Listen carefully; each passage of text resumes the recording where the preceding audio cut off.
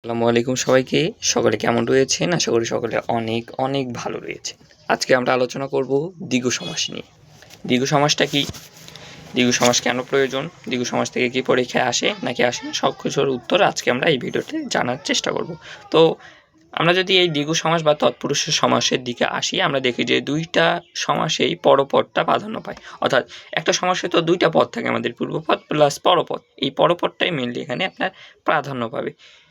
এখন আপনাদের মনে একটা প্রশ্ন আসতে পারে, যদি এই দ্বিগু সমাসেও পরপদ প্রাধান্য পাই, আবার তৎপুরুষ সমাসেও পরপদ প্রাধান্য পাই, তাহলে আমি কিভাবে বুঝবো পরীক্ষার এক্সামে আমার সমস্ত পদ দেখে কিভাবে আসলে বুঝবো যে এইটা আমার দ্বিগু সমাস নাকি তৎপুরুষ সমাস? চলুন সেটা আমরা ভাঙার চেষ্টা করি। দেখেন, তৎপুরুষ সমাসটাও পরপদ প্রধান, দ্বিগু সমাসটা পরপদ প্রধান, কিন্তু এদের মধ্যে বেসিক পার্থক্যটা হচ্ছে আমাদের দ্বিগু সমাসে যে সমাসগুলো আছে এগুলোতে সংখ্যা রিলেটেড।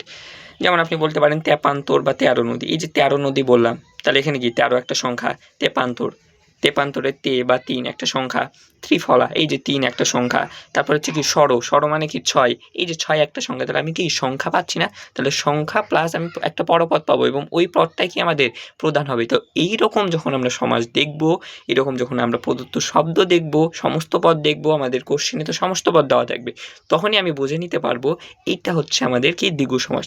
মেনলি আমার এখানে বোঝার বিষয়টা হচ্ছে এটাই যে আমি দেখে বুঝতে পারছি কিনা যে এইটা আমাদের দ্বিগু সমাস, কারণ এর ব্যাস বাক্যটা আপনি এমনিতেই পারবেন। তাহলে দেখেন, আমি 10টা মতো এখানে সিলেক্ট করেছি, 10-12টা মতো। এগুলো থেকেই কিন্তু ঘুরিয়ে পেঁচিয়ে প্রশ্ন আসে প্রত্যেকটা বোর্ড কোশ্চেনে। যেমন আপনি বলতে পারেন তেপান্তর, 13 নদী, ত্রিফলা, ত্রিনয়ন, ত্রিধরা, তারপর হচ্ছে ত্রিভুবন, ত্রিরত্ন, এগুলো। তারপরে আবার আসে আপনার শতাব্দী, সহস্রাব্দ, তারপরে হচ্ছে তারপরে আমাদের আরও পাই সপ্তাহ, সপ্তর্ষি। এই যে জিনিসগুলো, এই জিনিসগুলো কয়েকটা যদি আমরা শিখে নিই, তাহলে কিন্তু আমাদের দ্বিগু সমাসটা ডান। তাহলে দেখেন, তেপান্তর, এখানে আমি কি প্রথমে পাচ্ছি 3, আর পরে কি পান্তর। এই পান্তরটা হচ্ছে আমাদের মেন পরপদ, তাহলে পরপদ প্রধান, তাহলে এটা কোন সমাস? দ্বিগু সমাস।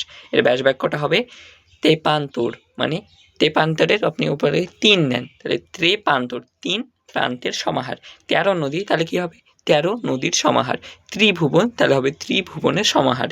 ত্রিরত্ন, তাহলে হবে ত্রিনয়নের সমাহার। এখানে ত্রিও দিতে পারেন বা 3ও দিতে পারেন, এটা আপনার কিন্তু বালাই নেই, কিন্তু 3 যদি দেওয়া থাকে তাহলে 3 দিয়েই করেন, এবং ব্র্যাকেটে আপনি 3টা লিখে দিতে পারেন। তাহলে প্রথমে লিখলাম 3, তারপরে ব্র্যাকেটে 3, তারপরে হচ্ছে কি ফলের সমাহার, সেটা কি? ত্রিফলা। এরপর আসে ত্রিভুজ, ত্রিভুজের সমাহার। তারপর আসে নবরত্ন, এটা ইম্পর্টেন্ট।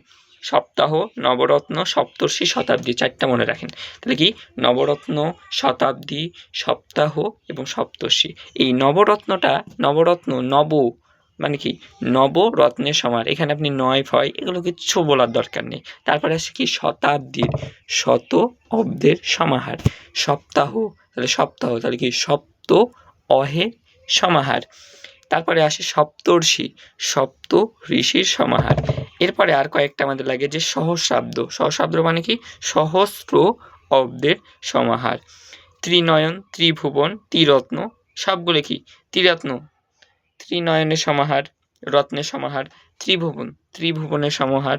ত্রিনয়ন, ত্রিনয়নের সমাহার। তো এতটুকু যদি আমি বেসিক আইডিয়াটা জানতে পারি, দ্বিগু সমাস ভাববো আমি পরপদ প্রধান, এবং পরপদের আগে একটা সংখ্যা থাকবে মাস্ট বি। এখন আরেকটা আমাদের কনফিউশন লেগে যায় যে সংখ্যাটা, কিছু কিছু সংখ্যাবাচক আছে সমাস, যেটা আমরা তৎপুরুষও পাবো বা বহুব্রীহিও পাবো। তো সেইটা কিন্তু কয়েকটা রেয়ার, এবং সেই কয়েকটা যদি আমরা বুঝে পড়ে নিতে পারি, তাহলে ওগুলোর সাথে এগুলোর আমার গুলানোর কিন্তু কোনো চান্স থাকে না। তো যখন আমরা ওই তৎপুরুষ সমাস বা বহুব্রীহি সমাসের ক্লাস নিব, তখন কিন্তু ওই জিনিসপাতিগুলো আমরা ক্লিয়ার করে দেবো। তো এতটুকুই ছিল আজকের আমাদের দ্বিগু সমাস।